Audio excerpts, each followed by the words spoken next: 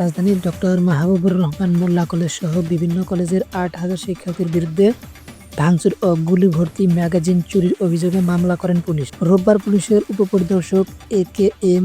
হাসান মাহমুদুল কবির বাদী হয়ে রাজধানীর সূত্রাপুর থানায় মামলাটি করেন। সোমবার সূত্রাপুর থানার সাধারণ নিবন্ধন শাখার রুম সূত্রে এ তথ্য জানা গেছে। মামলার অভিযোগে বলা হয়েছে, রোববার ডক্টর মাহবুবুর রহমান মোল্লা কলেজ সহ বিভিন্ন কলেজের ৭ থেকে ৮,০০০ শিক্ষার্থী মারাত্মক অস্ত্রশস্ত্রসহ দাঙ্গা সৃষ্টি করে সরকারি সম্পত্তি ভাঙচুর করে, সরকারি অস্ত্রের গুলি ভর্তি ম্যাগাজিন চুরি, সরকারি ডিউটিতে ব্যবহৃত এপিসি গাড়ি ভাঙচুর করে ক্ষতিসাধন করে, দায়িত্বরত পুলিশ সদস্যদের ওপর আক্রমণ ও জীবননাশের হুমকি দেওয়া এবং ত্রাস সৃষ্টির মাধ্যমে অন্তর্ঘাতমূলক কাজ করে।